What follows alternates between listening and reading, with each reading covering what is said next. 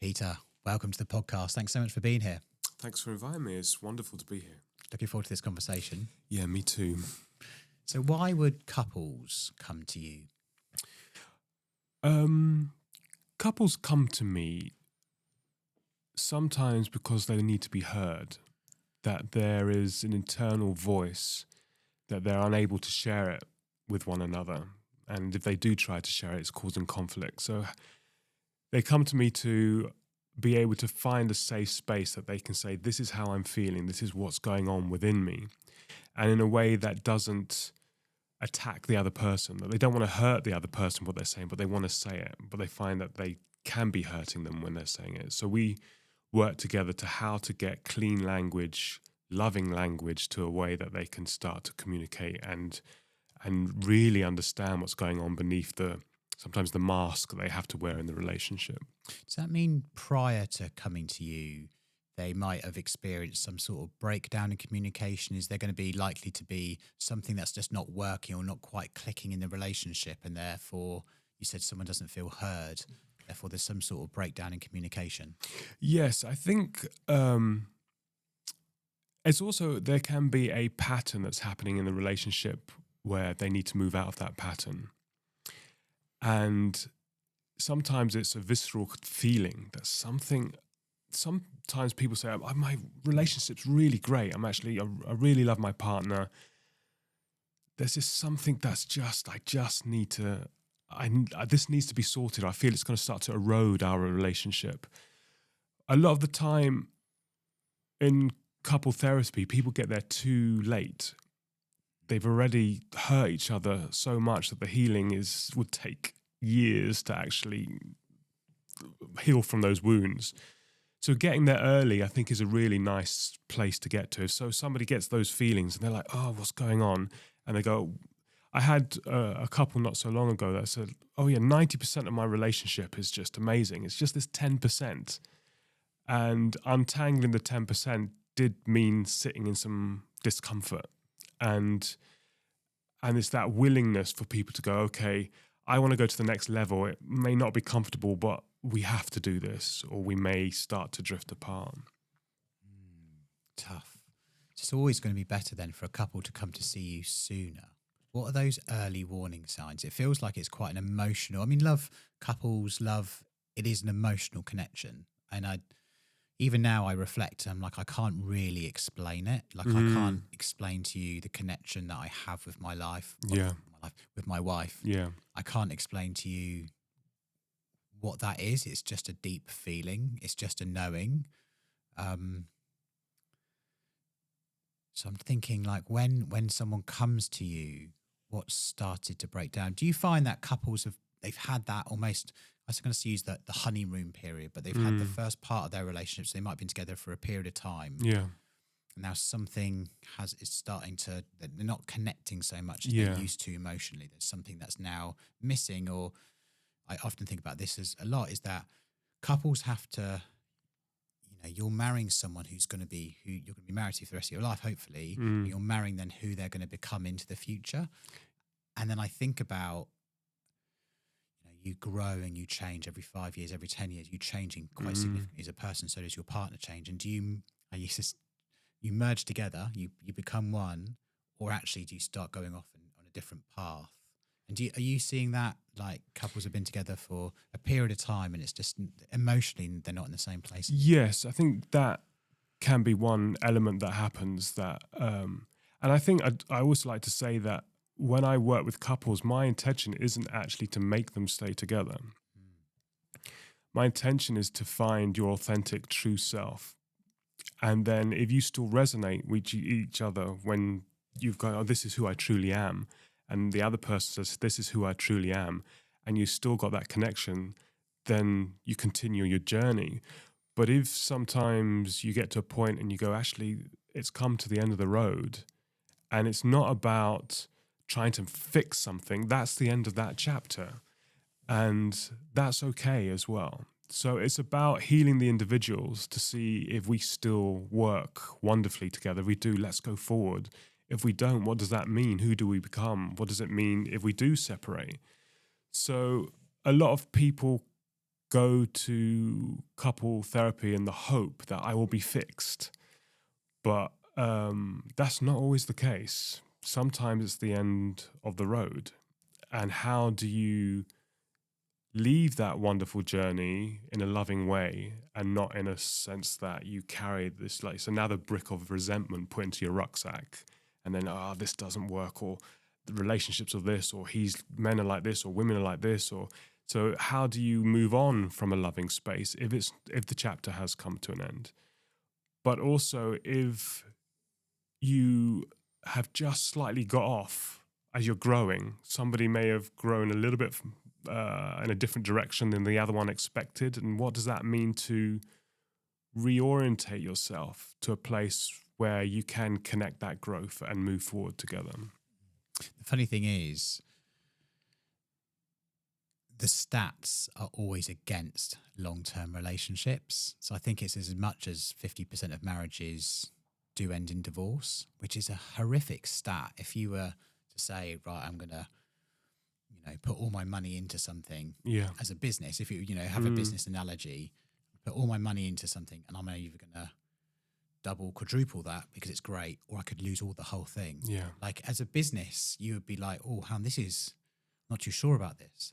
But as an opportunity for connection, life, having someone there for life, we all love the idea of it. So therefore, we always go into it, I believe, with good intentions of we're going to beat the odds. But it's quite a staggering fact, isn't it? 50%. I think it's around that number. Yeah, and I think, well, there's the argument that we are living longer now, so we've got a longer journey ahead of us. And like you're saying about growing in that time, you can move and shift and change, and you're no longer in love with the same person that you originally married. Your love can develop in a different way. What it defines to feel loved, at the beginning it be maybe more external, and then you become more internally aware and go, actually, this isn't love for me. So the actual definition of love can change as you move along in life. So yeah, I think it's clearing up these. The clearer we get on what is going on for us and how we define, the easier it is to know where we want to go with somebody into the future. What sort of, when couples are coming to you, what sort of that, if they're missing that 10%, what is that 10%? And what's your sort of routine or process for trying to unblock that other 10%? Yeah, I think one of the things is I try and stay away from process. Okay. So I will have my toolkit. And it's a little bit like you said for us to chat. We don't know where this conversation's going to go. We have just met each other and we're just going to see how it evolves. And then our history and our experiences will come into the conversation. And that will be our connection. And I think when working with couples, I have different tools that I use. And I stay there without judgment in front of the couple and just listen. And then if something happens where I see there's a block, then I may bring in a certain tool. So for example, say I feel somebody is stuck. Their physicality gets locked, and I notice it. And if there's something, they're saying one thing, but the physicality is saying a different thing. And I have to check with the tool that if it resonates with them as well. Because for some people, I can work in a way and it just untangles stuff, and other people go, no, that I don't like working this way. So it's also making an agreement with their nervous system, with their psychology, with their personality. Does this work for you? Do you feel this is a way that you want to work? So it's checking in and just making sure, before even taking the tool, trying it on, does this feel for you? Asking for permission. Because for me, the body's an incredibly intelligent healing system and way more advanced than I can ever imagine my conscious knowledge can get to. So my intention is to hold the space for them, give certain tools so that their body can do what is necessary to untangle anything that's held. If I come in and go, this is my process, this is my steps, I could miss the big picture. I want to get to know the intelligence of the individuals. Maybe I use the mind, using the ideology that the mind is the body and the brain, and also externally as well. Sometimes there's outside ourselves, there's information there that can help to find out what's going on for us. So it's communicating with the mind, understanding where they want to go, and then, so for example, with the attention, I may use a more somatic way of working. So I'm okay, just notice that for a moment, and just observe it, and just follow it, and then see what's happening now. And then the body then goes, oh, it's released, it's gone. Oh, it's gone into my shoulder. Okay, it's in your shoulder. And oh, there's an image. There's an image of, I got my mum and dad shouting at each other, and it's in here. I go, okay, let's just stay with that. And so it can untangle traumas that the body's holding in working that way. Sometimes I may build on language structures from NLP and say, oh, a very basic one, which is very popular now, is when someone says, oh, I should go out with this person. And you go, okay, should. Can you just explain? Is that a sense that you want to, or you feel that it's an obligation? So just looking at the language. Then sometimes if there's a little bit of conflict going, I may use loving communication and looking at the actual violent structure of their language. So sometimes we have something that we want to say, and when people say, oh, well, it's just the truth, I've got to tell the truth. Yes, we do need to know the truth. It is helpful, but how it's delivered. Is it delivered with a baseball bat, or is it delivered with a wrapped present? And sometimes, because people are afraid and desperate, their truth comes out really hard. So the other person then locks down and they go, I'm not going to, or they either fight back or they freeze, or they just aren't able to communicate because what they've received, they perceive as a violent way of communicating. So some of it is education to say, when you use these language phrases, you're blaming, generalizing, judging, comparing, they have and I have to be careful, because if I say the word, they have a violent tone to it, and that person has a reaction to violence, that could trigger them. So everything's being very checking what triggers, what the language is, how it's working, how it works physically. And then into the idea of different parts within ourselves. That we're not just one identity, that we have a collection of parts through our history that have formed a personality. And just finding out, when you were together, did you get together with these parts of yourselves? And this part, was it quiet? And now it's starting to want to speak. And what does it want to say? So there's parts that may come up that need to be involved in the conversation of the relationship that haven't been in the relationship before. From what you're discussing here, this is far deeper than just something that's on your mind. You're talking about really going into your actual self, or like your intuition in some respects, and trying to draw all parts of that to be able to then, this is where I'm in the relationship. This is what I want or need in the relationship. And you used an interesting term there, which was should. He should do that, or she should do this, or those sorts of narratives. Yeah. Which I sort of think a lot about that, which is like you're going to have to challenge certain beliefs, or this should happen in a relationship, or I have this expectation. Why? And how much of that is so? There's a few questions there. But Sure. Go back into the intuition piece, just knowing. Like, how much are you asking couples to try and lean into their own natural intuition of what feels right or good? I would say I would lead into their a very high percentage, because if we take the nervous system, if we bring the nervous system into the conversation, if we're looking at the brain stem, which is, the science is saying at the moment, it doesn't communicate with the prefrontal process of the, I didn't say that right. Cortex. Thank you. Prefrontal cortex. I got my tongue mixed up there. that that it is a body that is getting information through why you fight, flight. If you go into it's called a dorsal state where you feel quite low and depressed, or you're in a sympathetic state where you're quite heightened, fight, flight type state, or you're in a ventral vagus state where you're quite regulated, and how the body moves up and down these physical elements that are attached with our emotional expression.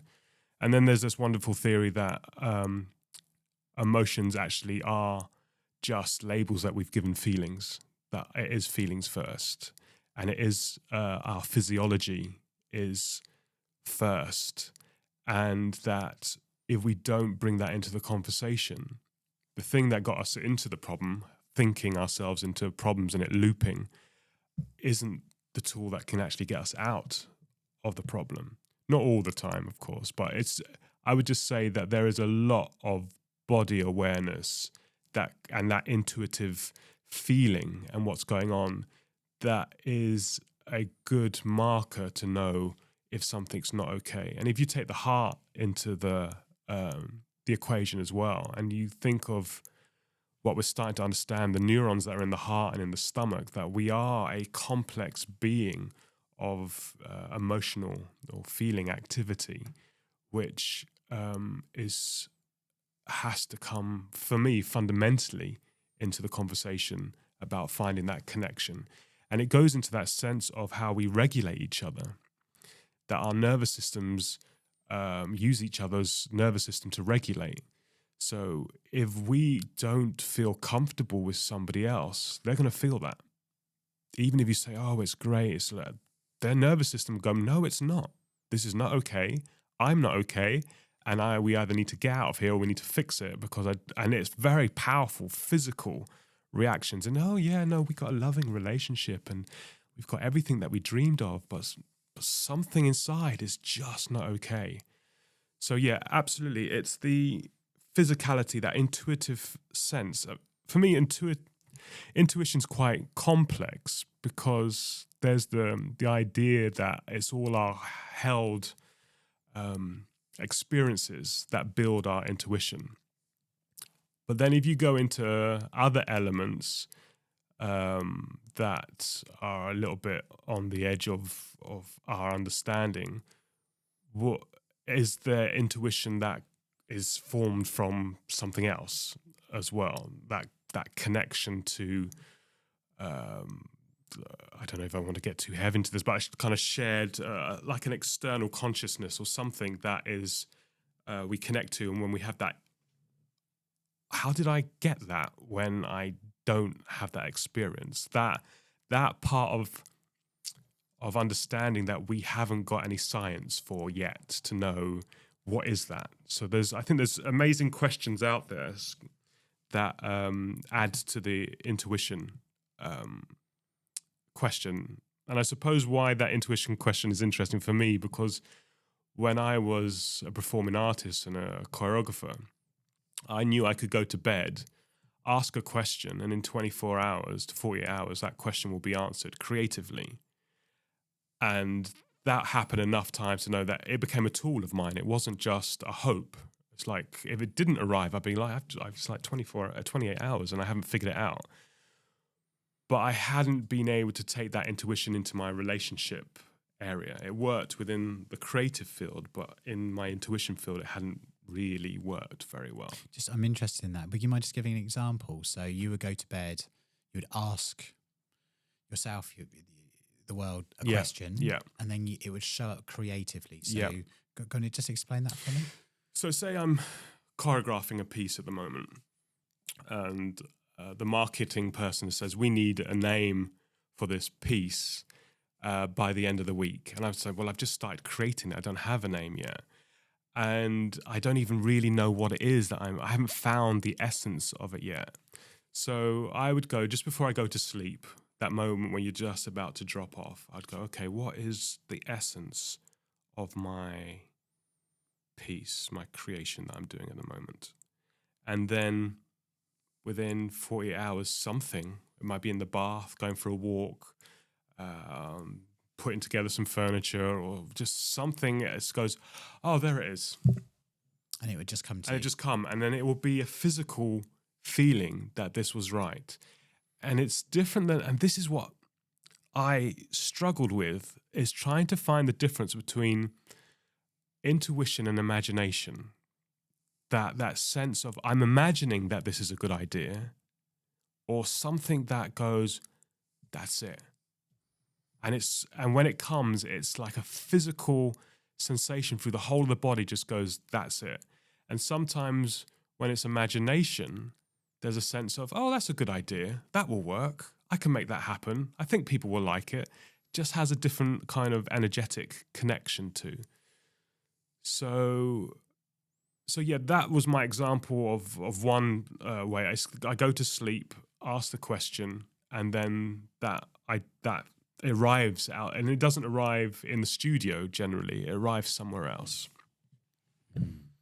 It's interesting what you're saying there, because I've been leaning into intuition a lot the last number of years. Yeah. This whole podcast is because of intuition, not from a written down plan. It was just,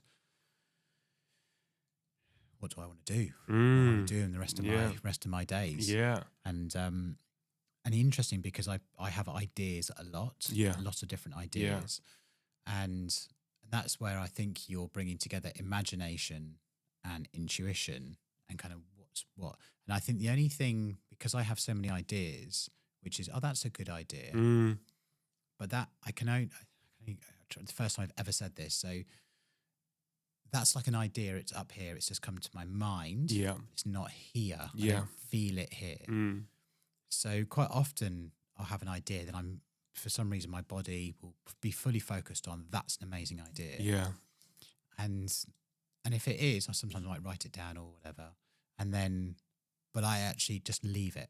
Yeah. Deliberately, to go, if it comes then in 2 or 3 days and it keeps reoccurring from here, then I know it's a real thing. Yeah.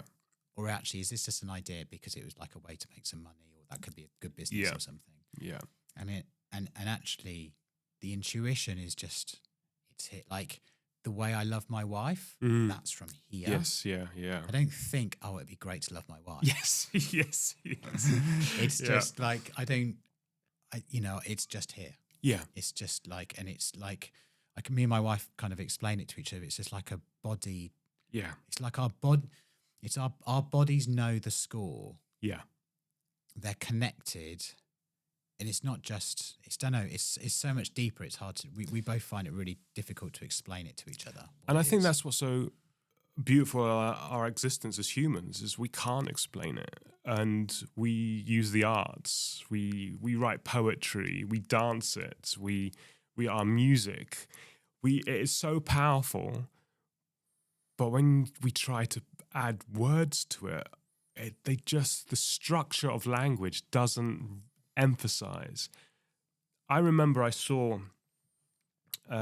once, I think I was doing an amateur movie, and I just shot it, and I was living in Iceland at the time, and it was like 3 o'clock in the morning. It was in a spa, and I had finished up.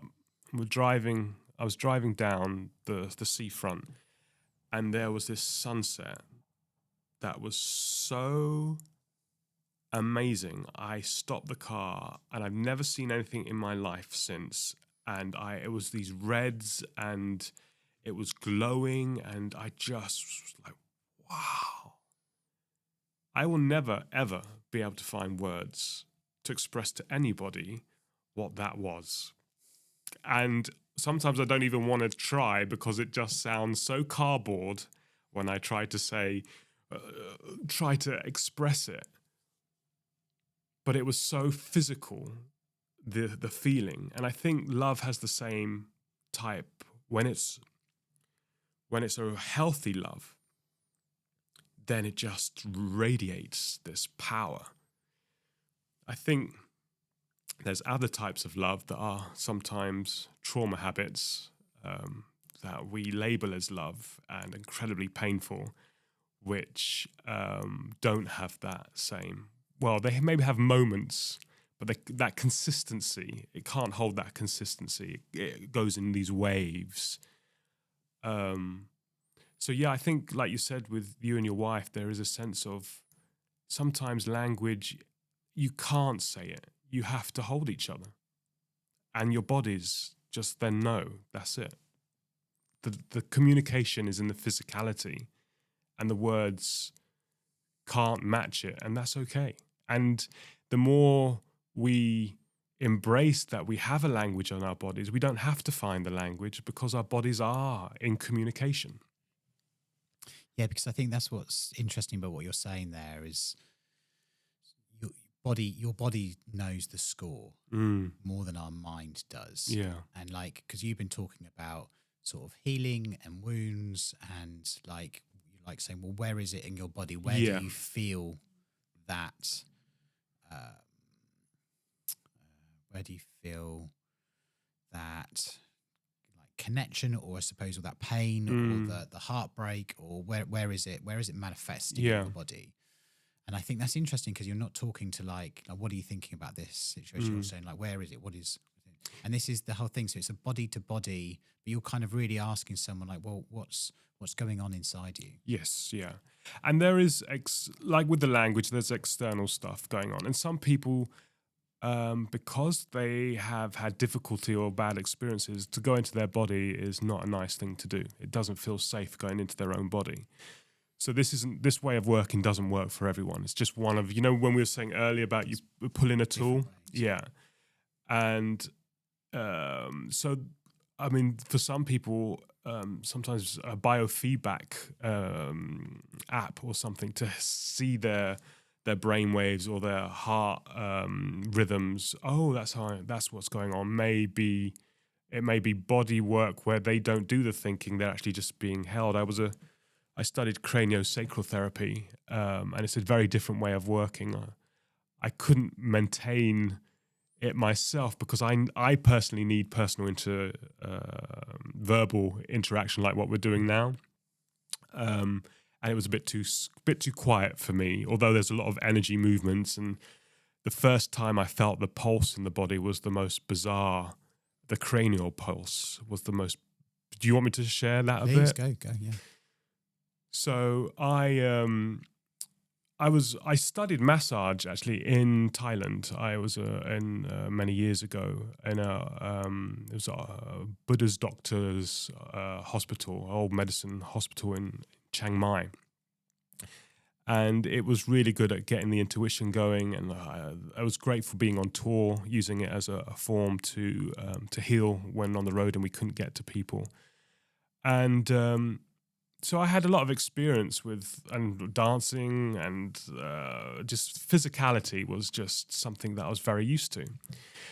And my partner at the time, she wasn't, I say partner at the time because she's now my fiance, but she was struggling with something, and we went to a cranial course, and I was going to go there to help with the healing process because of my background in Thai massage.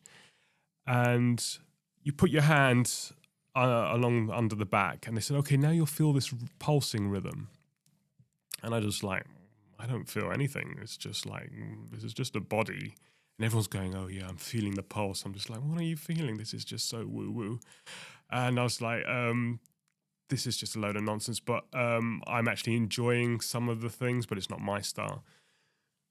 And my boy was struggling with some physicality aspect in his life, and he couldn't sleep, and I went there. I thought I'd just try it just as a relaxing thing. It was early in the morning. I put my hands under his spine, and I just thought I'd just use it for him to calm and go to sleep.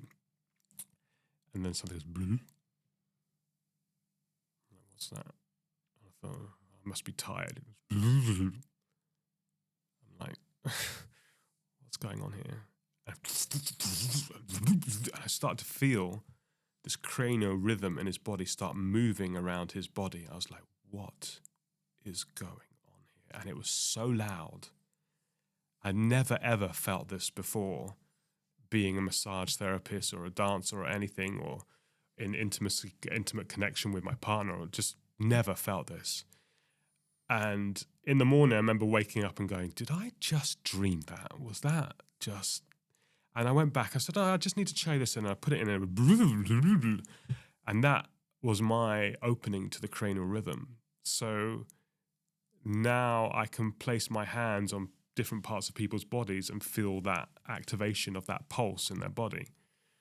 And for me, that was a very interesting thing for healing. I spent most of my life in physicality and never experiencing something like that. And then when it was open, I suddenly realized that we're all going around in this world, well, most of us, not knowing that this pulse is going on within us. We're just unaware of it. And what else is going on that we're completely unaware of that could be an amazing healing aspect of our lives? So I integrate the idea of this pulse and this body in my work, although I'm not putting my hands anymore. I'm looking for it, I'm sensing it, I'm feeling it, trying to connect with it, with my own nervous system. So I just know there's more out there than I'll ever understand. But yeah, I mean, I think the question was about going to the body and intuition. That was just an example of how when you do get more information about our bodies and our healing, it does upgrade you. And I think that's what I'm offering a lot of couples, is I give a certain tool, and if they go, wow, okay, I can now go to another level now. I can now start to activate something. I've got knowledge now that I didn't have before. And with that tool, I'm going to see how that shifts my relationship. So when you're working with couples, there's quite a few, you say the word tool, but there's different methodologies or different approaches based on the couple, where they're up to, the sort of things they're sharing, how they want to be communicated with. Yeah. It's also sensitive areas, like you said, because you're talking about communication and you use the word violent. Someone might say something, the other person perceives that as violent communication. That may be part of the breakdown. Yeah. And actually, what you're trying to find is a level of safety, like emotional safety, so you can both share information with each other, because we're talking about deep feelings here. And I think the one of the biggest hurdles or challenges, or one of the things when you kind of get to know someone, is building trust. Yeah. And then allowing someone else to be in your world where you're fully open and vulnerable, and knowing that person could break you. Yeah. And I think that's one of the biggest hurdles when you embark on a relationship and you build that relationship over time, is that you're giving so much trust to somebody else, because they could then turn around and then change their mind. They could do this, they could say that, and so that's a huge part of it. Are you finding that when you're communicating and talking with couples, that it's the trust, it's the vulnerability, it's creating that some sort of safety in that relationship where they can feel comfortable? Yeah, I think that's fundamental for. I think what you said about is something I've been thinking about a lot. Is that how comes as a performer, where you're vulnerable and you're sensitive and how comes that didn't really work within my relationships? How comes I couldn't find that same sort of intuition and vulnerability and sensitivity to the level that I wanted to have? And I think one thing is what makes it, in a performance, it's like the lights go down, you're on stage, you're in a protective container.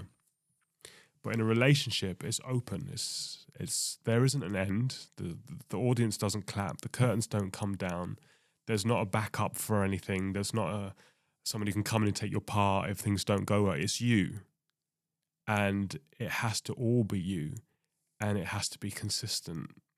Not as inconsistent as like, oh, hold it. But there's a sense that if you want this to work, you can't just disappear. If you go, it's over. You have to turn towards each other and have to be involved in some way.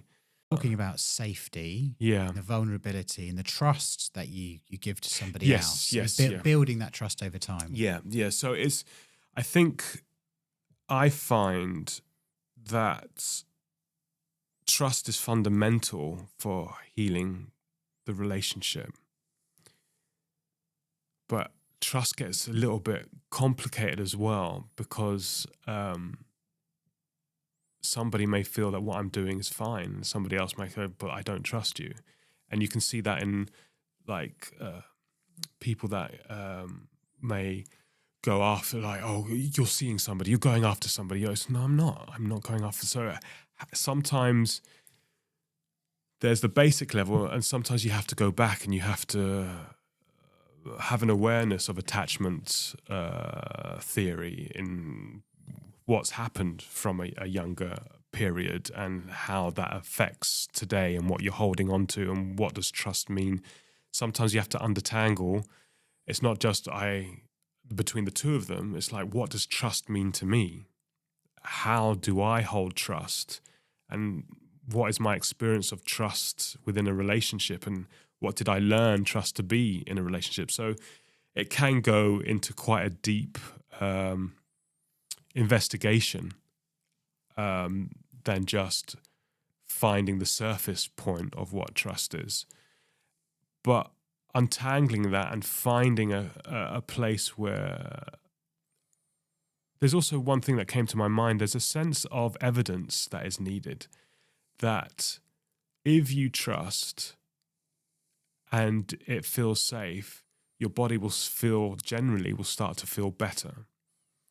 And that you can then use that as fuel to go for more. That if you just go, oh, I trust, and then you kind of hang in, you have to see, what does it mean to trust? Does my life improve with changing the way I'm approaching this? What does it mean to let go and know that you can't control somebody else?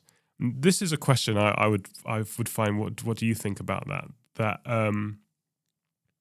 you can trust openly, but you never know what somebody's going to do. Even if they, with all their heart, they may do something that they decide that is the best option, the only way of emotionally surviving. They may do something and break your trust. But at the same time, if you don't have that openness, you'll never be vulnerable. But being vulnerable, knowing that we are human beings and complicated, and it may not turn out the way we want to, but if we, that paradox, does that resonate with you? Or it does, very much so. It does very much so. Yeah. Yeah. If I think about my wife's journey and I, the first year or so, 2 years, 3 years, you're kind of getting to know each other, you're building trust, getting to know each other's routines, the way you communicate, preferences. And you're also getting to know each other's past. Yeah. I think that's quite an important thing. And not just past relationships. What was your parents' relationship like? Yeah. And then, because that also gives you an understanding of, well, how do you want it to be the same, or do you want it to be different? Yeah. Both my wife and I's parents are divorced. Funny enough, we were both 15, interesting, at the same time, which is quite odd, I suppose. But, it shows that, but it means that we were both at the same time in our life. All of our family structures are different. She's got more brothers and sisters than I do. So I have a sister, but she'd left by a long time before then, because there's a bit of an age gap. So the family dynamics were really different back then. So what I'm bringing that back to is like the trust and the evidence piece is that it's also like deep in just being very curious of getting to know your partner, like really getting to know your partner and getting to know all the things that have happened, like when you're safe to share. Yeah. What's happened with your parents, what's happened with other people's relationships. And I think that builds trust. Yeah. Because you're deeply curious about the past and the evidence. And I think this bit's very important, because when you, like you're saying, that conversation that you have to get to know what you've been in other relationships or with your partner, with your parents, and you can listen without judgment, that's the beginning of safety. Yeah. If somebody's done something that they feel, oh, it wasn't a great choice I made then, and you just go, it's fine. It's not a problem. This is what was going on for you at that moment. You made a choice that was needed for you at that moment. And they feel that there's no judgment. you've started to create a platform of safety in there. And do you feel those conversations, if they are without judgment, that they become very bonding? Very. Like, I think some of the conversations, I can think back now to conversations we had just on the sofa one day. And because we've had those conversations, quite deep conversations, I'd actually feel like there's one conversation me and my wife often reference. You know, we actually separated for a period of time for about 6 months. And when we got back together, which was really difficult for both of us, it was, you know, both friends, family saying, don't do this, it's not the right thing for you. And we both have to like rebel against both the pieces of advice we were getting. Yeah. And when we sat down on the sofa and had that really deep conversation, that was probably more important than our wedding day. Yeah. Because we actually had to look each other in the eye and say, right, if we're going to do this, we're going to do this. We're both going to be fully in. Yeah. It's going to take time to heal, grow, build our new life. Yeah. And in 5 or 10 years' time, anything that's hurt us in the past number of months, we're going to have to move on from. And over, you know, it's been a long time later, nearly a decade later now.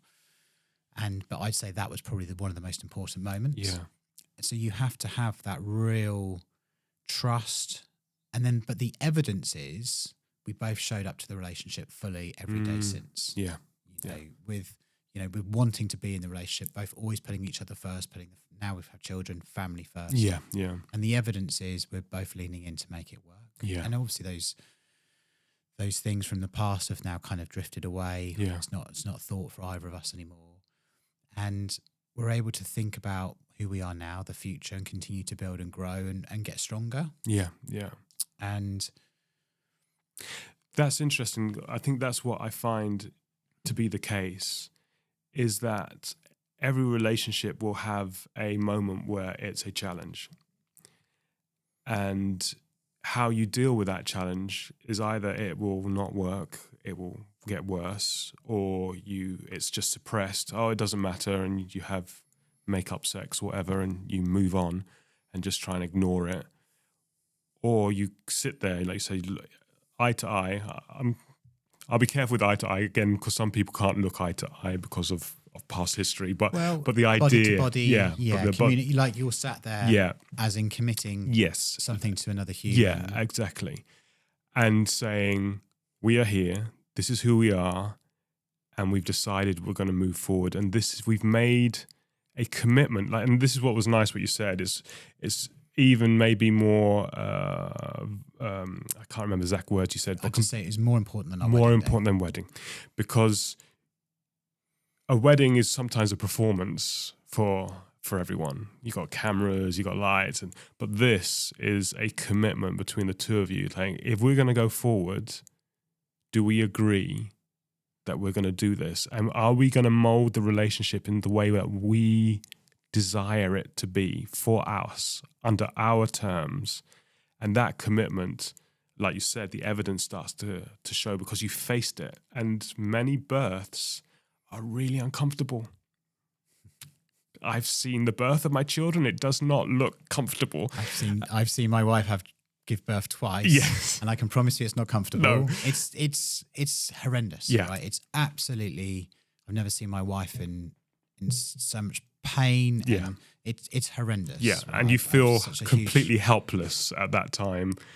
And I think for me, there are births that we experience in life that when we move to another level, we have to go through some real discomfort in a relationship. And that can be, it's not referring it to the birth, that's a different type of pain, but just the discomfort of sitting with somebody and the pain inside and wanting to run or wanting to argue and just staying in that discomfort will mean that if you can do that, the next chapter is open to you.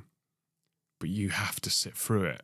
And that is a challenge within itself. And that's what I'm helping sometimes people to do, is like, okay, this is not comfortable, this moment but if we can get through it in a loving way, then we can move forward. And even if we can I think going back to the part that you may not be the right couple for each other, and that needs to be an honest conversation as well. And that I think it's best if you're not right for each other, that you separate in a loving state, that you do the work together, you get to a place and go, actually, I really feel good in myself, and I really feel good in myself, but this isn't quite right for us.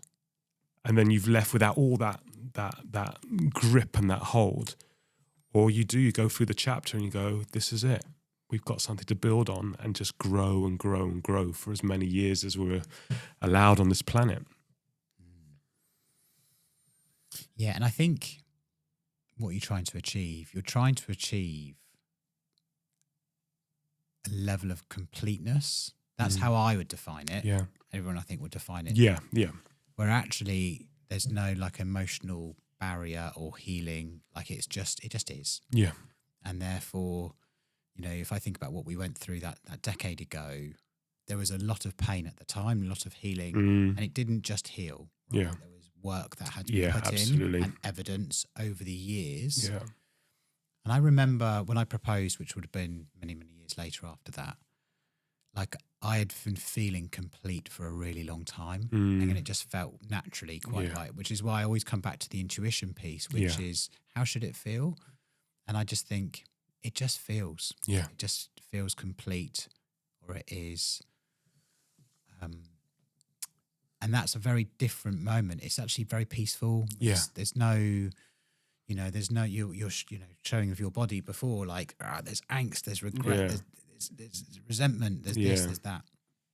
And actually, I think that's what it is. It's just a level of, and relationships are really tough, like really tough. They are. But like, I feel like there should just be just a level of completeness between you.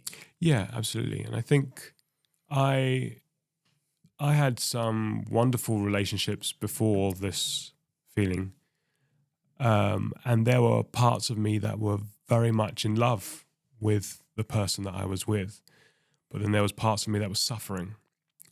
And those parts weren't able to get to a point where it was going to be forever. And I think that's where it went in waves. Sometimes it was like really exciting environment. We felt connected, and other times it felt distant and lonely and just the loneliness when you're not connected with someone. And then to find somewhere there wasn't a wave anymore. And it was just peaceful. And like there seems to be levels. It's like it's peaceful on the depth, but challenges come up and disagreements come up. But the way the involvement in my relationship was, the difficulty comes up, we both share the difficulty, we take responsibility without blame about the situation, and it just untangles itself. And that, for me, I would wish for everyone to have, because I've been on the other side where I may feel aggressed and I then shut down, and then I try emotionally, I haven't got anything to give because I'm protecting myself. And then the energy it takes to live in a place where you're trying to hold it together to be the perfect partner, or and it's not really happening how you want it to happen, but you're trying so hard, and it's exhausting, that energy. But when it is, like you said, that peace, that kind of flow between two people, then you're not using all that energy in surviving the relationship or wanting to fix it, or tomorrow it will be better. If I change, if they change, then finally it will be better and we'll have the dream that we wanted. It's getting those, that either you find that at the beginning or you work and you get a place where you go, okay, there it is. Yeah. I feel like it's something it can only develop over time. Like, I don't think it's something, in my experience, that can just, maybe you can have an amazing connection at the beginning, but like this deep level of trust and the peacefulness, I think that comes after your body, your nervous system going through time together and being able to build. Yeah, I think you need to be challenged, and then you need to see what the results are, and then the body would go, oh, okay, yeah, no, it's safe. Yeah, because the thing is, like, if I think emotionally, you want to get to that peace, calm, content, this just flows and it works together. But the reality, right, on a daily basis, you will be faced with challenges every single day as a couple, right? And I think of that actually as more of a headspace, because a bill has come in, a child is unwell, the dinner needs to be cooked, the house is a mess, I just got fired, she's just lost someone, like someone's poorly in her family. That when you go on a life journey with someone, all the problems of the world will be thrown at you as a couple to try and make it. And that's why I feel like long-term marriage is such an incredible thing to make it work over such a long time, because one, you're trying to develop and change, or you are developing and changing as humans, whether you like it or not, you are developing and changing. And then life will throw a million bombs at you. Absolutely. And you'll get a moment where you're like, oh, I've got it. This is great. And then boom. Oh, yeah. It comes in. It's like, okay. And it's that idea, isn't it? That it's, if you attach to all the hardships that come your way, you will feel the pain. If you can release from some of those, I find that when they come in and you go, oh no, why? Then it becomes very painful. But if you can go, okay, I've got the resources to deal with this. I've got a great foundation with my partner to take this on. It doesn't hurt as much as, oh no, why is life doing this to me? Do you find that sometimes if you hold on to something that comes your way and like, why is this happening, that it becomes quite painful? I find that an amazing partner makes the great days better, and it makes those hard days less worse. Because you have someone to share it with and someone to navigate it with. So let's just say someone's got fired. You know, you can discuss, rejoice. Okay, well, maybe that wasn't quite right for you, but I believe in you. Or, you know, like we've had when you're with someone for a very long time, unfortunate things will happen. Family members will pass away. Right. Children will get sick. And it's like combating those things together as a partnership to make it work. Right. Okay. Well, you need to spend time with your dad. I need to stay time at home with the child. Right. We need to fix these issues, and therefore, and that's why I feel like you have these surface level problems, which will be a daily occurrence. And if everything's clean for you, then great. Just enjoy that moment, because life will throw another bomb at you at some stage.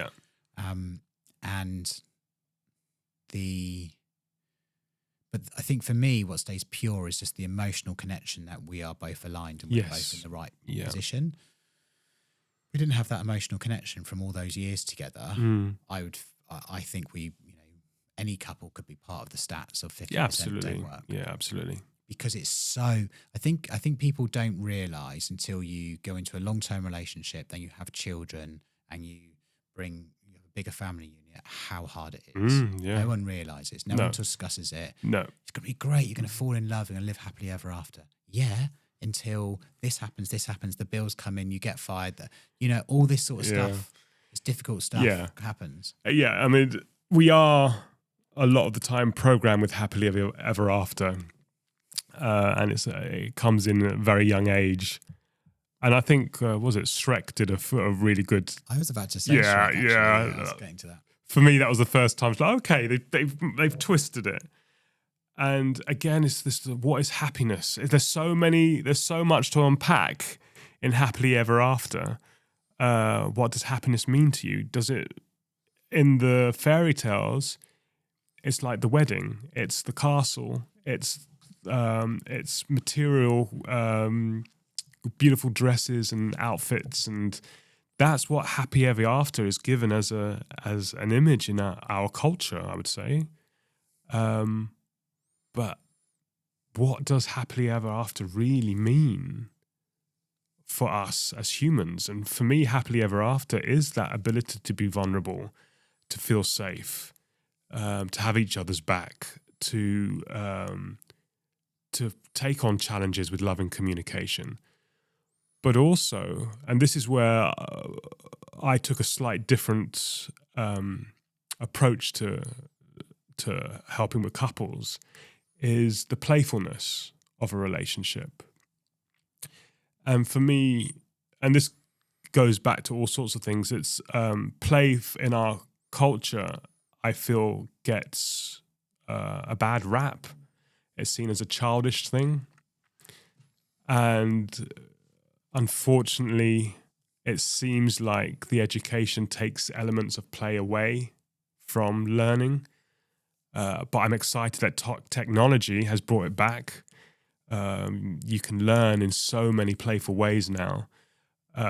But the idea of sitting there with a pen and paper and just writing, it doesn't have so much play to it.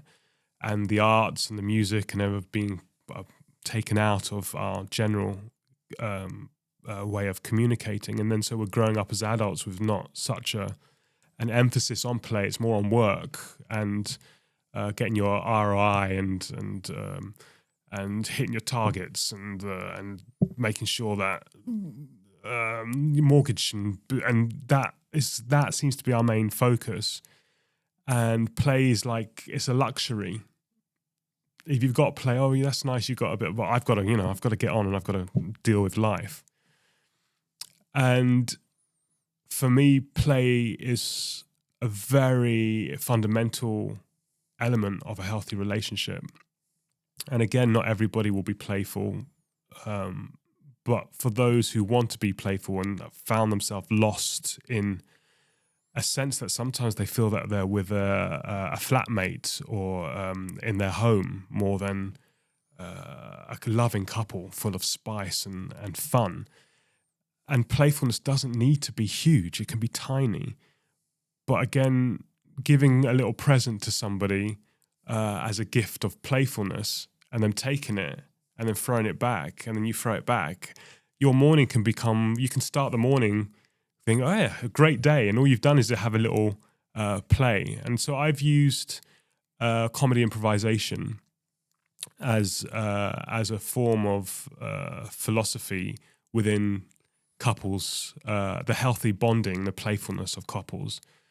And it also means sometimes we have to have the conversation about our intimacy, our physical intimacy, our lovemaking as well, because it plays a huge part in our relationships and the sadness and the happiness of our relationships, but we don't tend to talk about it. It's just like, it's a taboo in our culture. So we got these taboos, as in we were discussing men don't talk about emotions, or they don't have the vocabulary for emotions a lot of the time, but men are feeling a lot, and play is a very important part of our human connection, but we focus on work. And so we've got these parts of ourselves that don't always come together because of the way we've created our society.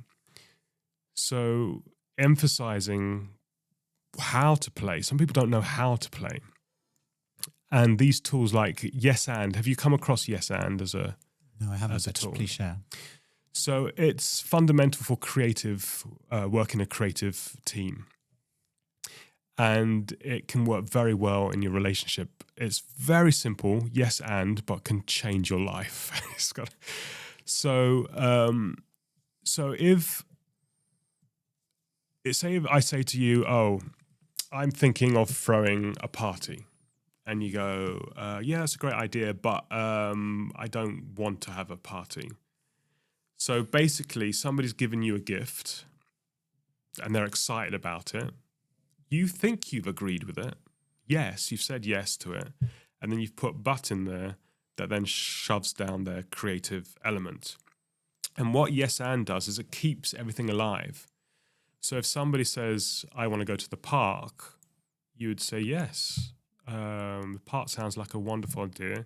And let's go maybe at 6 o'clock. I'm just making anything up at the moment.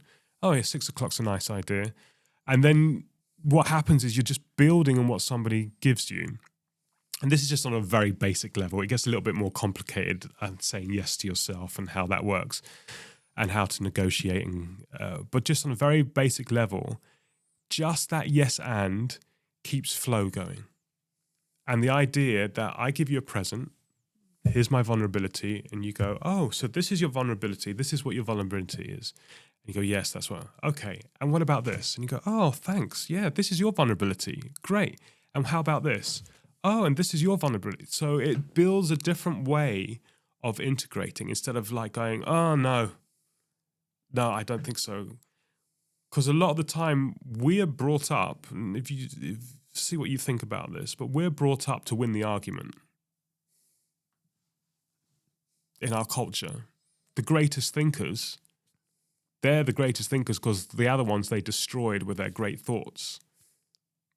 And the way we argue, if you look at our politicians, they're arguing to win and the other one to lose. Whether there's a good idea in the room doesn't matter. I am going to beat you.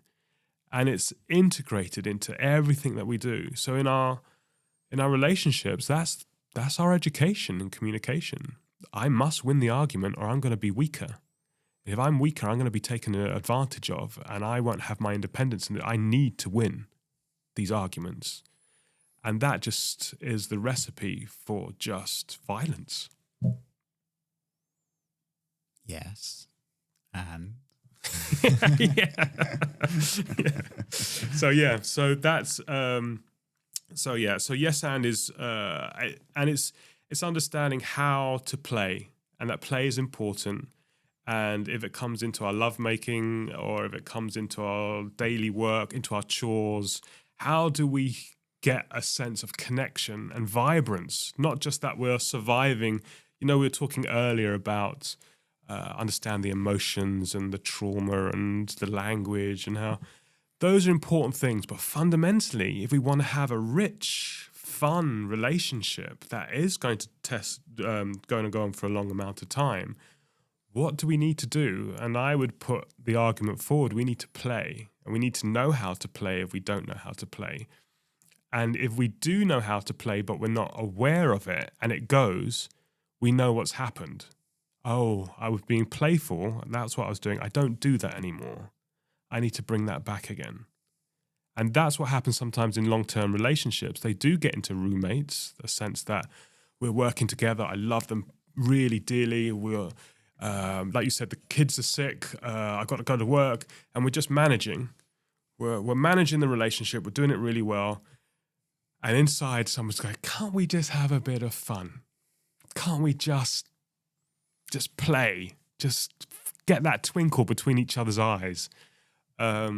So that's the element that I find very important to the overall, and that's why I call myself more of a relationship mentor, because bringing in therapeutic strategies is one element. I like to bring in also the theatre element and my personal experience in there as well. So that, again, when I start there with a couple, I do my best to be completely neutral with my approach and just listen and then see what comes in to work with them. So for a couple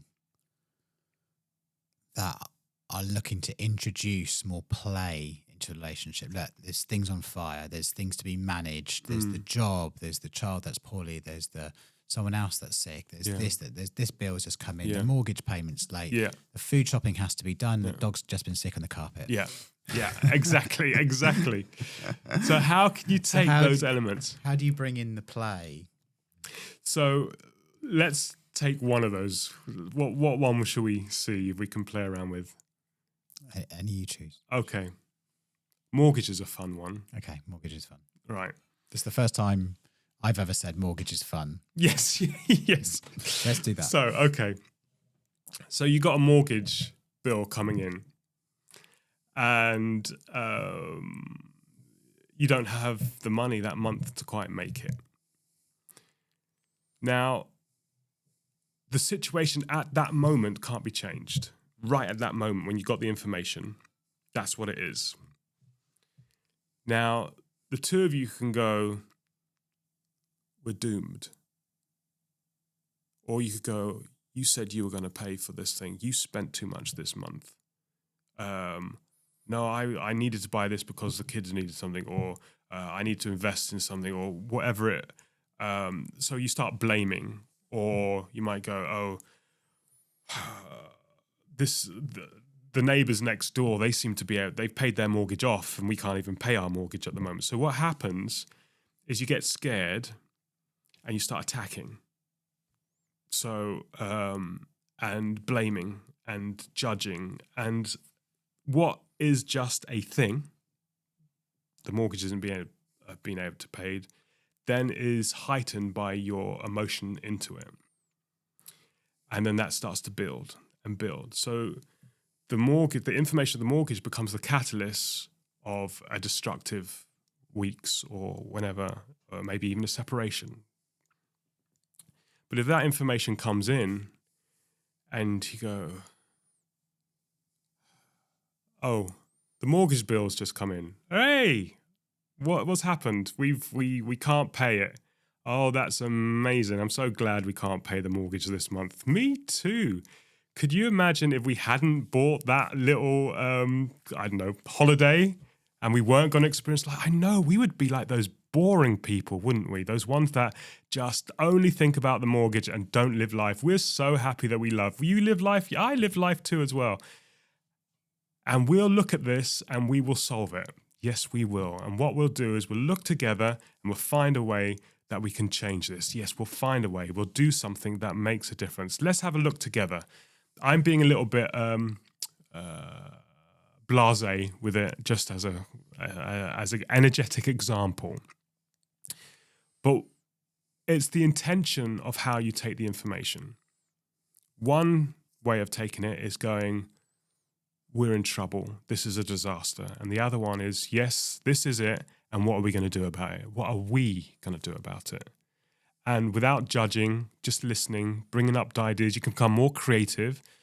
One of the things is that, and I'm terrible of quoting research because I can never remember the names of people, but the research, it's based on ACEs research, adverse childhood experiences, that if you're, the more stressed you become, the younger you become.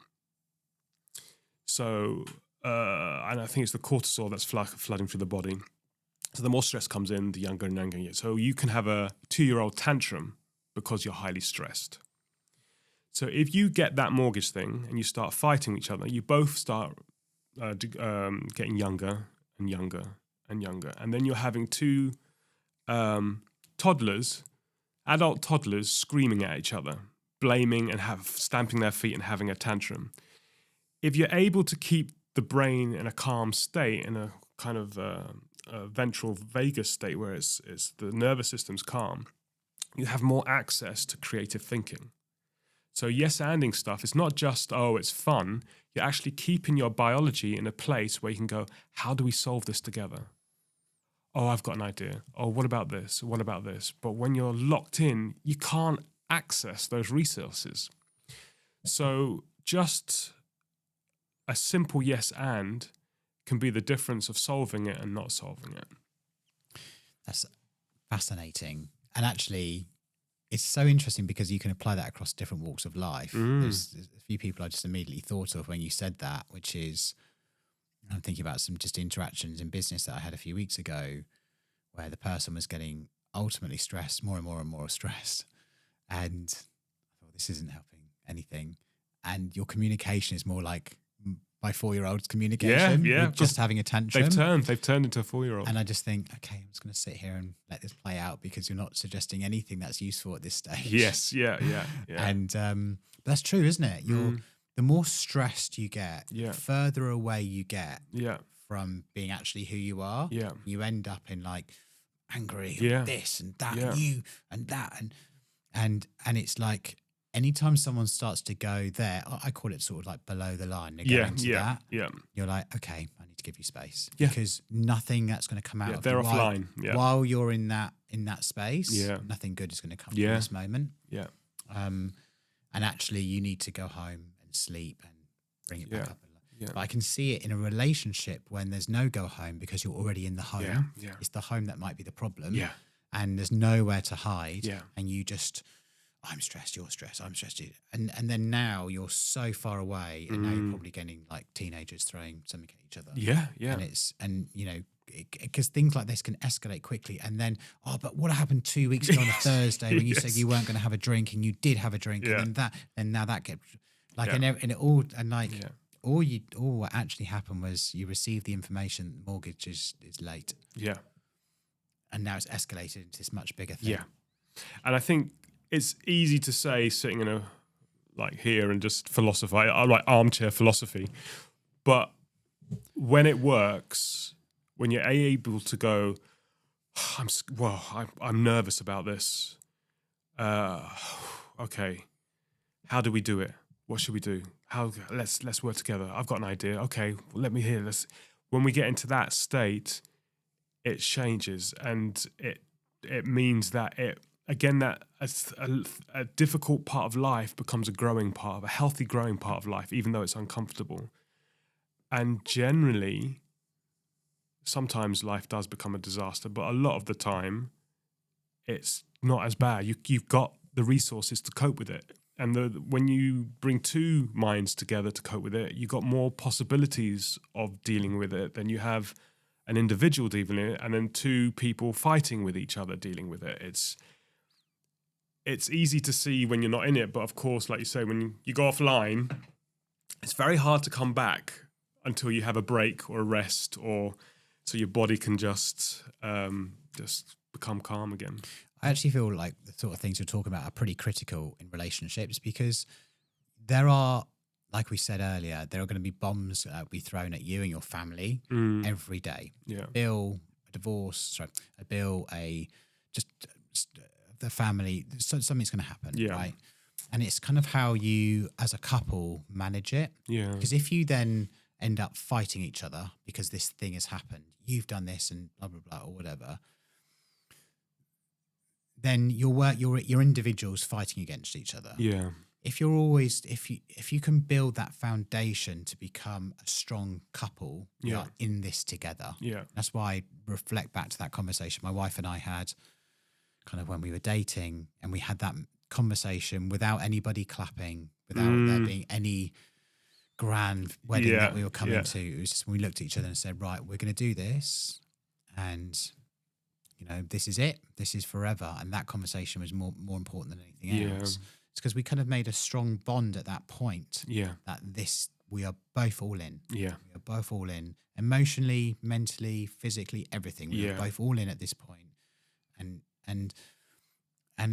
And so all of these problems that will come up, I'd almost be thinking, if you're kind of in the process of dating or you're with someone, it's like, how do you both react in those moments? Do you pull together, or do you end up just having an argument and fighting? Because because you're going to have problems every day, will really define if this is the right relationship for you. Yeah. And I think one of the things that there'll be different relationships for different people. Like the relationship I'm talking about, for some people go, oh God, this sounds so boring. I just want to express myself. When I'm angry, I just want to be angry, and that's just how we are. And can live a very comfortable life in that kind of rupture, repair, and that's their relationship, and that's great.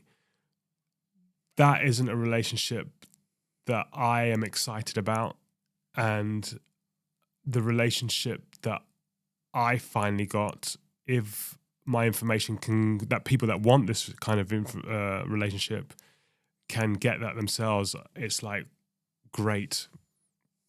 Because I think fundamentally,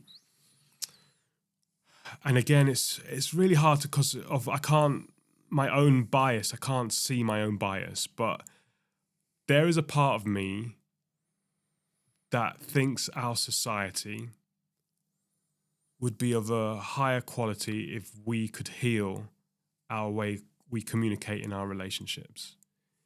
If there wasn't so much violence going on inside the home, and I'm not just talking about domestic violence, things like that, but just the language violence that goes on, the shaming, the blaming, the comparison. If we were not communicating in that way and then bringing our children up in that environment, and then it just, you said like both your parents separated. They probably didn't have they were doing the best they could with the tools that they had. and they weren't able to make it. And my parents, they argued constantly. Mine too. But they divorced when me and my sister had left home. But we got quite a wonderful blended family. Like my dad will come with his wife and we'll have barbecues together in summer, and it's still a family. And there's still, although they probably won't admit it, there's still a fondness of each other. I mean, I would think there would have to be, because they're like still going into each other's homes and like being engaged with each other. But their communication skill was awful. And that was my education. So if I didn't, and my first main 2 relationships were repeating that type of communication, where you're trying to express something that's important to you, or you're hiding, or you're moving away, emotionally away from it because it's too painful. That dynamic is what I saw, and that's what I learnt. So I had to then retrain myself, and I would have said it took a good 10 to 15 years to untangle that, when I realized, oh my word, I'm the problem. And I didn't feel like I was the problem. I felt like I was the victim. But when I was like, I need to heal this, and I need a better way of communicating if I'm going to get the relationship that I desire. Coming from a past where your parents argued, as I did, yeah, I'll share my story later. What impact, you just said there, that took you 15 years. What impact did it then take into those other relationships? It said, you know, maybe you've taken on that communication style 15 years later before you've actually gone, oh, I'm the problem. Yeah. What impact do you think having parents that argue or have this violent language with each other, that communication style, what impact does that have on you? On me? You as a person going into a relationship? I'm not quite sure I understand the question. Just like, what was you said it took you 15 years to realise you were the problem. So what was the impact of your parents? So what was the impact before or when I'd finished? Just like you as a human, as an adult going into a relationship because your parents argued and they had a destructive relationship. Oh, right. Like how I went into them before. Yeah. Well, how did you? So I'll give you my examples. So my parents. So they divorced at 15, and I would say for the prior 3, 4, 5 years before that, they argued every night at the full top of their voices. And I don't remember. I remember sitting in my room. So what was I? 10 to 15. So I was like playing computer games, doing school homework, and I was in my room. My dad would come home and I would look at the clock. Oh, it was 5:15 or it's 5:30. And within 2 minutes, they would be screaming at each other. Like screaming to the point where like it's frightening to hear to hear a man scream like that. Yeah. So, and I was exposed to that for a lot of years, and it's only taken me a long time to figure out that that's not a relationship. Yes, it's not a thing. Yeah. But I remember probably having that conditioning over a lot of years. One of the things it did for me is I completely rejected it. Right, yeah. And when I rejected it, it was, I will never be like this. Yes, I will never raise my voice. I will never talk to another human like this, let alone my wife. Yeah. I've never argued with my wife. My ex I was with for a very long time as well. We've never had a full-on argument where you're shouting or screaming at each other, never. And everything would be done in a calm, quiet, and that's just how I wanted to be. And I know some couples, maybe they like to be feisty. Listen, we have our feisty moments. That's different. Yeah. But actually, I'm going to scream at you, never. So I think, so where I was getting at is that I think that the impact of parents and how they communicate and their communication style, sometimes what happens is unconsciously you take on their behaviours. Yeah, absolutely. You take on parental behaviours and you bring them into your relationships. I think, I don't know, for me, like, because I don't know if I was lucky or I was just like, I just don't want this. I just rejected it completely. And I feel like that has ended up becoming a strength, because I can be a far more reasonable, reliable person in a relationship. My wife doesn't have to worry about her safety or her psychological safety, physical safety, because I'm never going to show up like that. She knows that now, so she has that evidence over a lot of years.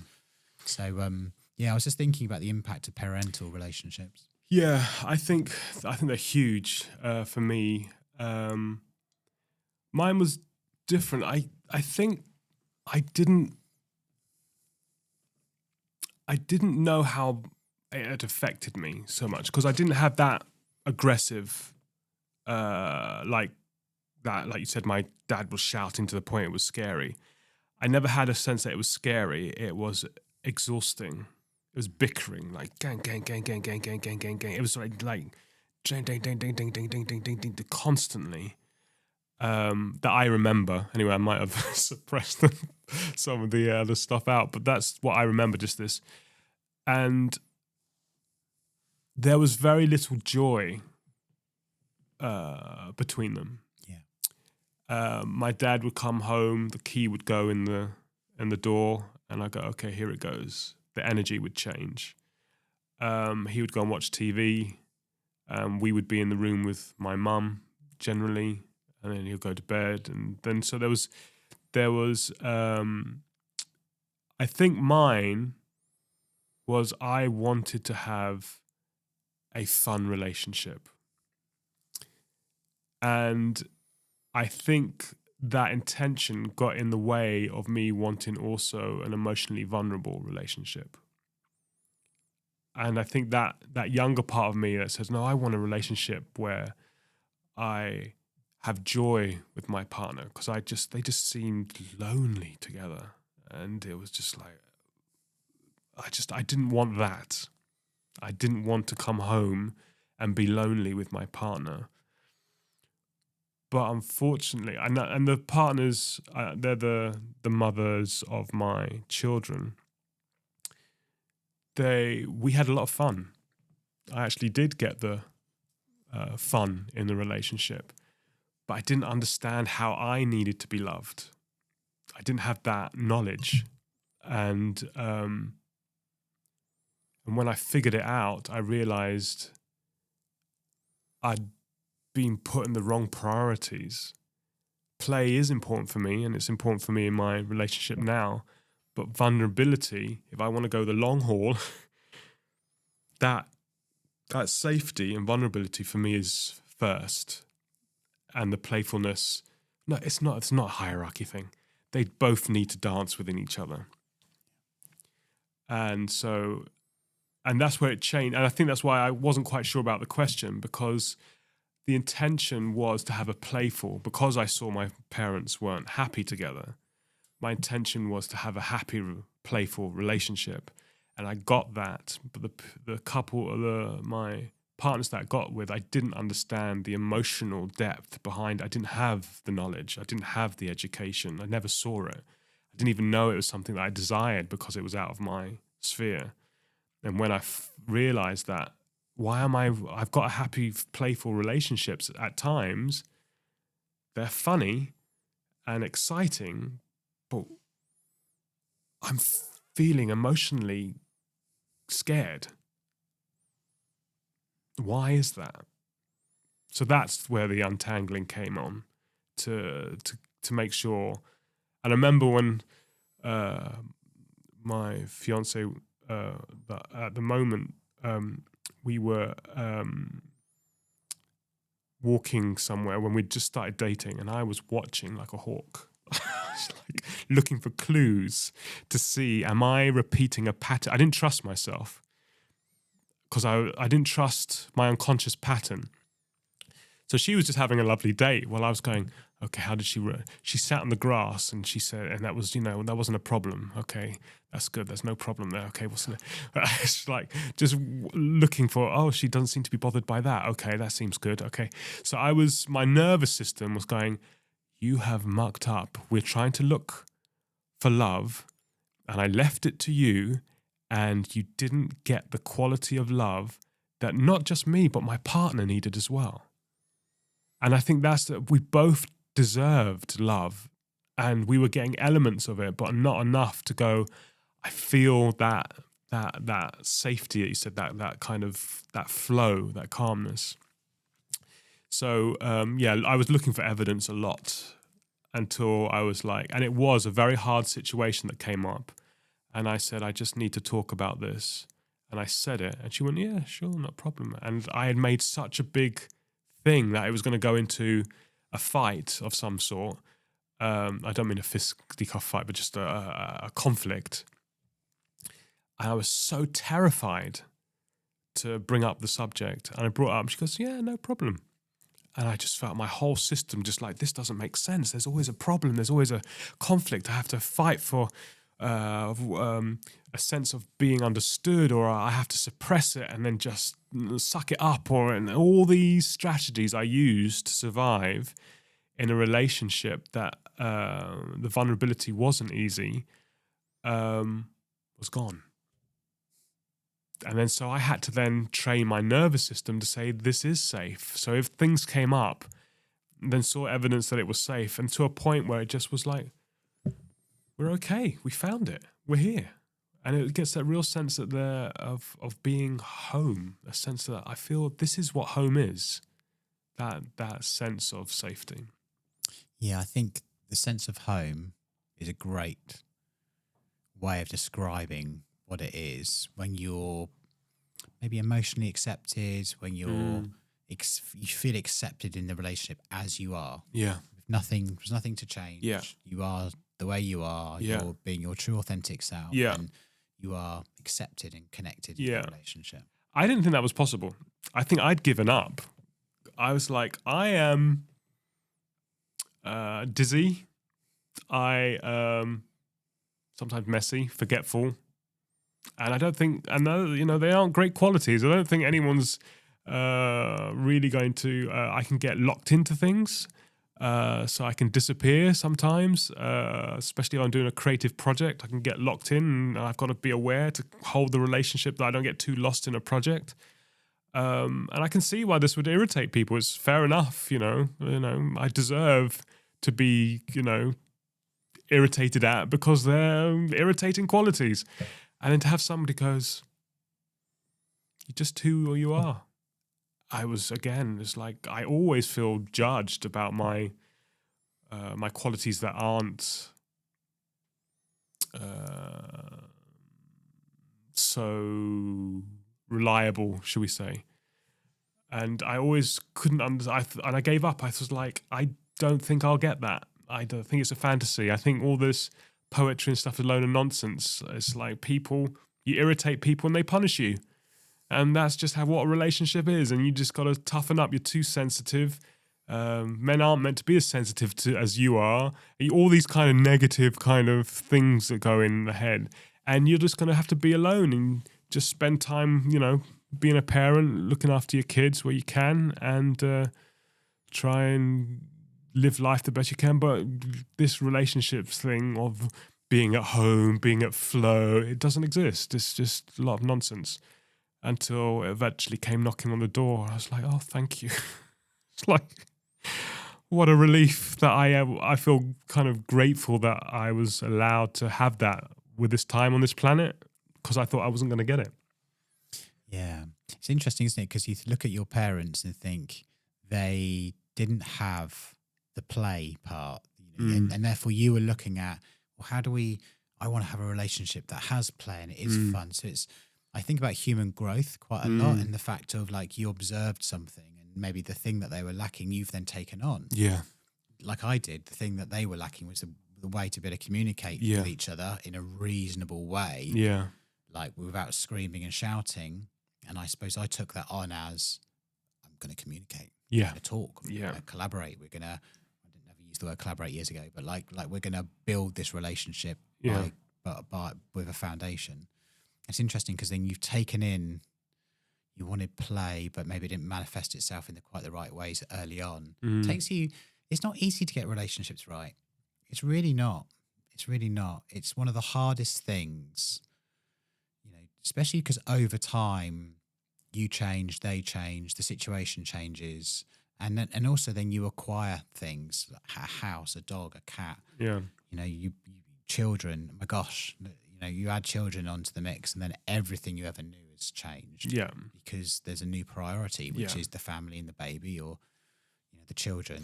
And unfortunately, what happens a lot of the time is that when the baby comes in, each parent goes, "I'm going to dedicate myself to that person," and they forget the link between the two of you. And they sometimes forget that the child actually wants the two of you to be strong, so that the two of you being strong becomes the foundation for the happiness you want to give the child. But unfortunately, what sometimes happens is they disconnect that link, go to the child. The child wants them to be bonded, but they become disbonded to give the love to the child. So again, it's that kind of that oxymoron in a sense that it's this is, you want to do this by giving everything, but the child wants that, and you've actually let go of the thing you want to give it everything, but you've just unbuckled the thing that would give it everything. So yeah, I think sometimes that awareness of, it's like you said, it's especially when you've just had a newborn, the hormones that are going on, the change, also the depression that can happen during this period, the loss, the grief of a relationship that once was, that isn't the same anymore. There are lots of, I remember I was walking through a bookshop when my first child was born, trying to find a book on what a father should do, how to deal emotionally with a newborn coming into the world. There was zero information. And the complexity of what you have to deal with after your child comes into your life is intense. There was I don't know what it's like now, I haven't looked up, but as a father, there was nothing. I was like, you just have to figure it out as you go along, and it was a lot to figure out. No one tells you how hard it is becoming a father. No. And it's like, we're not allowed to talk about it, or No. guys suppress a lot of it. But the hardest years I had in my life, from a depression perspective, was about 6 months after Logan was born, which was our first 2020, so it was 2021. And that's because of a challenging situation at work, very toxic work situation, but also coming home to a totally unfamiliar situation where I just didn't know how to be a dad. Yeah. I hadn't built love for him at that stage because it was a new person here. Yeah. But I was like, why don't I instantly love this person? And again, that builds over time. I'm totally in love with my son now. Yes, and again, it's just, what is this definition of love again? No, that's it. But like now, I'm it's a love, but like as a father, like I'm excited by him. I see him grow, and that means a lot to me. Like something great happens, he says please or thank you, and it means something. But in that first year where we didn't really have a bond, I think a lot of dads don't get, they feel bad or they feel guilty, they suppress. Like I had no one to really talk to at that time. And I was like, I could see my wife was over the moon and she was excited. But listen, it's really hard looking after a baby. It's unbelievably hard for both parents, especially the person that ends up doing more of the night feeds. But often, for me, I went back to work eventually and my wife did the night feeds. Yeah, that lack of sleep is torture. We've got a newborn now. He's not so newborn. Oh, do you? Now. He's 5 months old. Oh, so you're going through it again. So she's going through the night feeds, and I try and help on weekends. Yeah. And it's like, it's torture. It's really like all of your system. It's hard. Yeah. But I don't think there's enough of a platform or even a place for new fathers to go, I'm struggling. And because it's not even, and it's an interesting thing because it's not even really therapy to go to. Like, it's just, you're dealing with a new complexity of life, which is, I don't really know how to look after this child. I also have work, and now I feel a greater impact of work. And by the way, for a lot of guys that I've spoken to about this now, they're also not the same person anymore. Yeah. Almost overnight it changes. Yeah. Whereas if I had a problem at work years ago, I would grind it out. I just work more hours, make it fix. I no longer have that strategy because now I want to be, and I have an obligation to be present and at home. Yeah. And now I can't grind this out. So here's a problem, and now I've got a new problem at home as well. So it's a really tough. Any parent that's going through it. Yeah. It's I really feel for them because it's a tough old time. Also, I was going through COVID, so I'll give myself a break. Yeah, no, but it is. I think there is so much that goes on. I think also women's mental health hasn't been accepted. What they go through during this. Oh my gosh, my wife's been through a really tough time. Yeah, their physical, the physicality, the body changing from the birth, how that affects everything. And then I remember when we were saying the first child when she was born, and I was just watching her in pain and couldn't do anything. I felt like I should be standing outside with a spear or something. I needed a role. Like, do I protect the area or what am I meant to? I just felt so useless. And then as a parent, I was very involved in the feeding and the nappy changing and my dad wasn't. So I'm starting a new culture. I remember when I was pushing my pram with my daughter in the first time, there weren't many dads at that time doing that. And I just felt very I'm in a new, because we don't really talk about men's emotions or anything. And because women are going through such complex shifts and changes, you just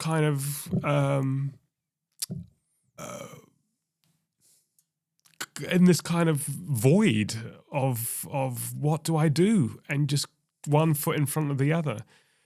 And I think it's nice to have, and this is interesting because I never even thought that this is where we would go, but I think it's really nice to have this conversation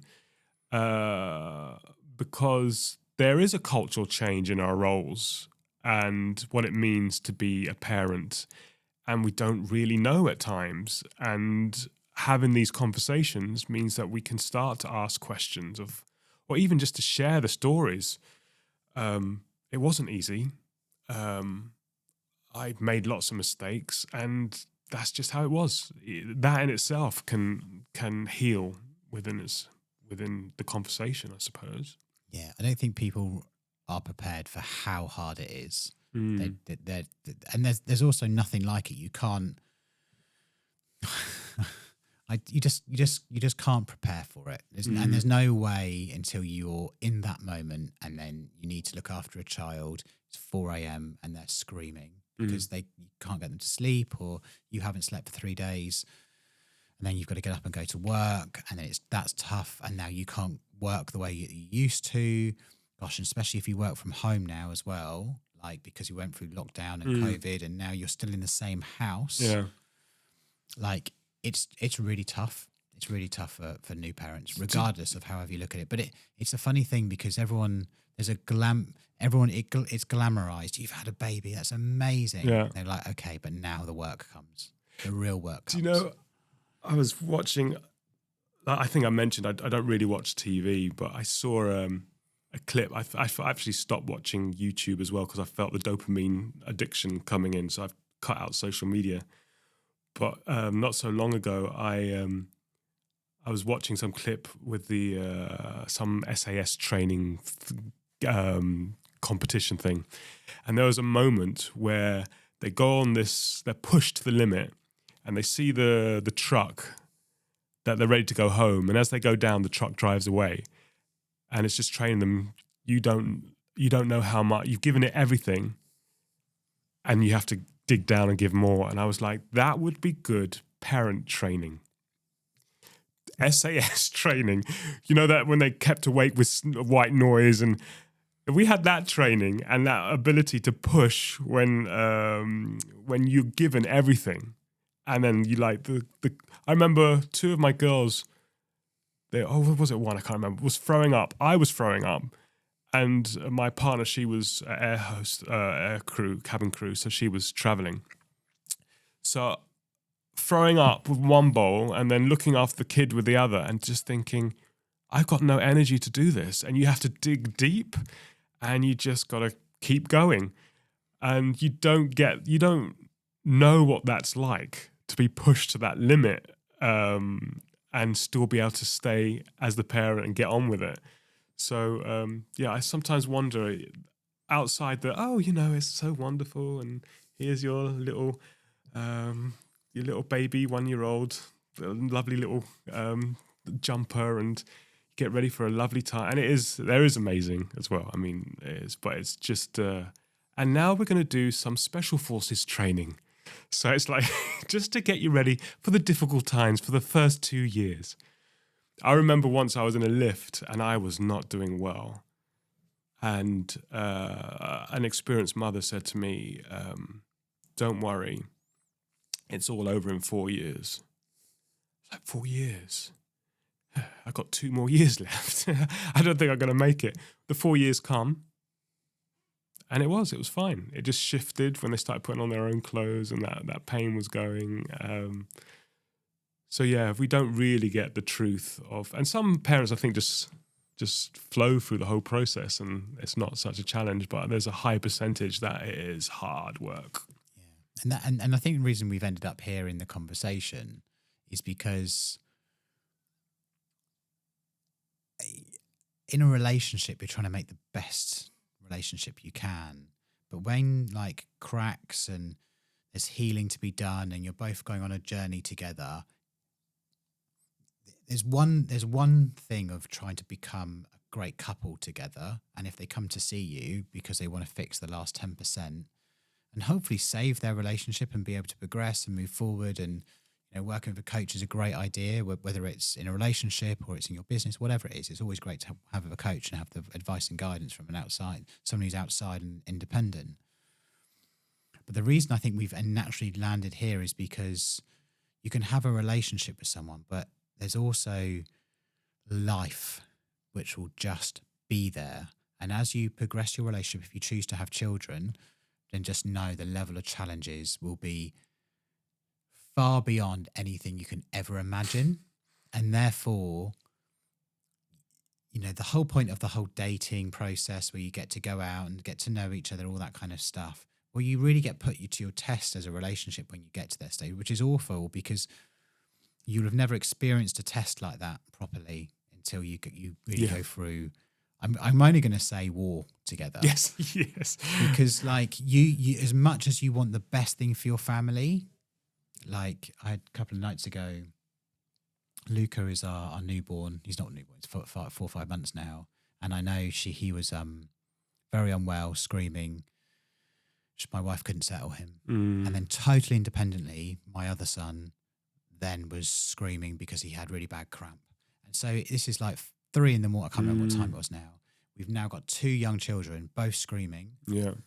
I've got work the next day. Yeah. And we're both up trying to fix the family at 3 o'clock in the morning, trying to negotiate a peace deal. Yeah.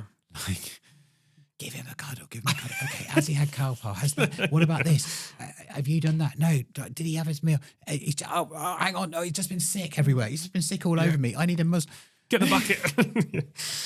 Yeah. And I mean that everyone wants the best. Yeah. But like in that moment, you're just reacting to a situation, trying to make it the best you are. And absolutely, there'll be no bigger challenge than raising a family together. And I think that's where having a healthy communication, when you're working on it, when everything's calm, prepares you for those moments.